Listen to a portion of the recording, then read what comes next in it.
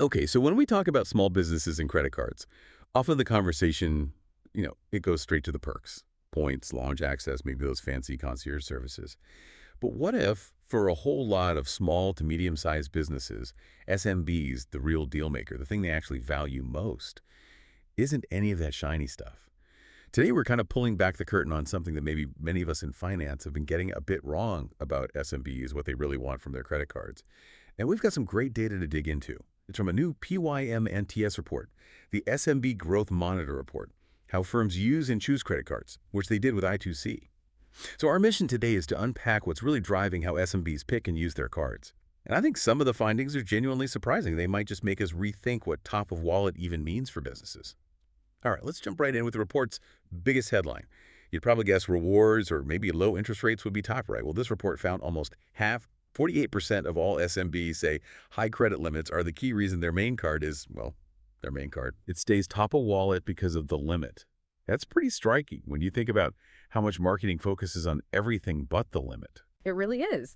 And what's fascinating is what this signals, for the banks, the financial institutions, the fintechs out there. Because this isn't just a slight preference. For the bigger SMBs, let's say those doing $1 million or more a year, having enough credit isn't nice to have. It's fundamental. It's an operational necessity. Think about like a growing online store. Orders spike, they need to buy inventory now, often way before the customer payments actually land. Without that credit line, that bandwidth, they literally can't meet the demand. They can't grow. And the data backs this up. Look, 23% of these larger SMBs picked high limits as the #1 reason for their card choice. That's compared to 18% for SMBs overall. It's really about having that financial breathing room to just operate and, importantly, expand. That's a really powerful way to frame it. Shifting from a perk to a necessity. It definitely challenges the usual approach, doesn't it? So, okay, high limits get the card in the door, but what about using it more? What makes an SMB reach for that primary card more often? Well, what's really interesting is the consistency here. Higher credit limits aren't just the draw, they're also the biggest driver for increased usage. Get this. More than 1 in 4 SMBs, 25.5% to be exact, said an increase in their credit limit is the single most important thing that would make them use their main card more. And if you broaden that out, 39% listed higher limits among the reasons that would encourage them to use the card more. Wow. So it's not just about getting the card, it's about wanting more access on that card later, too. Exactly. And this isn't just one type of business. We see this across different sectors: hotels, restaurants, construction, professional services. Anywhere from 36% to 44% of firms in these areas said they'd use their card more if they got a higher limit. It really speaks to the ambition these businesses have, I think. They're not just looking for a safety net. They're looking for fuel to grow. That consistency across industries, yeah, that really hammers home. That's a core business need. Okay, let's pivot slightly. What about the smaller end of the spectrum? The newer businesses, maybe sole proprietors, really focused on just getting bigger. Are their needs different? That's a great question because it's about how you support that whole growth journey, right, from the very beginning. And yes, these younger, smaller SMBs, they show a really distinct interest in cards that allow them to, increase their credit limit over time. In fact, they're nearly 3 times as likely as the larger SMBs to say that the potential for future limit increases is their main reason for choosing a card. So it's less about a massive limit today and more about the potential for one tomorrow. Precisely.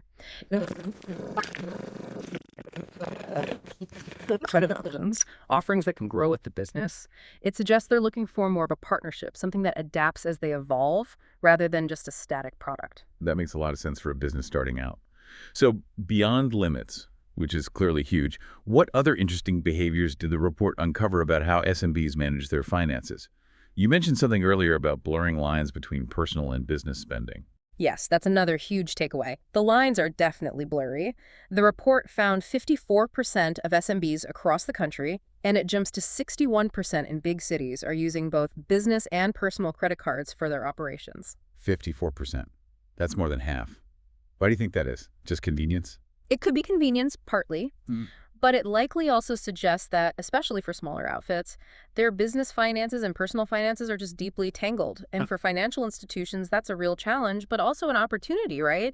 To create solutions that actually cater to this hybrid reality, maybe tools to better separate expenses, or perhaps integrate them more smoothly. Interesting. And the report also mentioned something about how much credit they use, younger versus older firms. Right. Another fascinating point is credit utilization. Younger SMBs are using a lot more of their available credit, around 49%. Compare that to more established firms, say those over 20 years old, they're using closer to 33%. 49%. That seems quite high. What does that signal? Well, it could mean tighter cash flow, certainly, but it also suggests these younger firms might be operating closer to the edge, maybe taking on more calculated risks because they're investing heavily in growth. And for lenders, it really underlines the need for more dynamic ways to assess creditworthiness, not just, looking at the books once a year. Their situation can change really fast. In linking into that usage, what about paying off the balance? Are younger firms managing that differently too? Yes, that ties in. While overall, about 52% of SMBs pay their balances in full each month, which is pretty good. The younger and smaller firms are definitely more likely to revolve a balance, meaning they carry some debt over month to month. It connects back to that higher utilization and maybe the blurred finances. It suggests that even though they want those high limits, how they actually use the credit often reflects immediate cash needs or those growth investments that haven't paid off just yet. So when you put all these pieces together, the priority on high limits, the desire for scalability, the hybrid spending, the different utilization patterns, what's the big picture message? Look, I think collectively these findings point pretty clearly towards an unmet demand in the market. There's a need for more tailored, more flexible credit solutions. Solutions that can handle those hybrid personal business spending patterns we talked about. Solutions that recognize businesses are at different stages of maturity with different needs, and that different industries have specific requirements. Ultimately, it's about financial tools that actually fit the reality of running a small or medium-sized business today, especially when the economic climate can be, well, uncertain. It's about supporting their growth effectively. So let's just recap that central finding one more time because it feels really important. For small and medium-sized businesses, high credit limits aren't just a nice extra. They are absolutely fundamental. They drive which card gets chosen and how much it gets used. It's an operational tool, essential for growth. Exactly. Which leads to a pretty big question for anyone designing or offering business credit products, doesn't it? Given everything we've just discussed, how does the traditional approach need to change? How can it evolve to really match up with the day-to-day practicalities and the future ambitions of today's incredibly diverse small business world?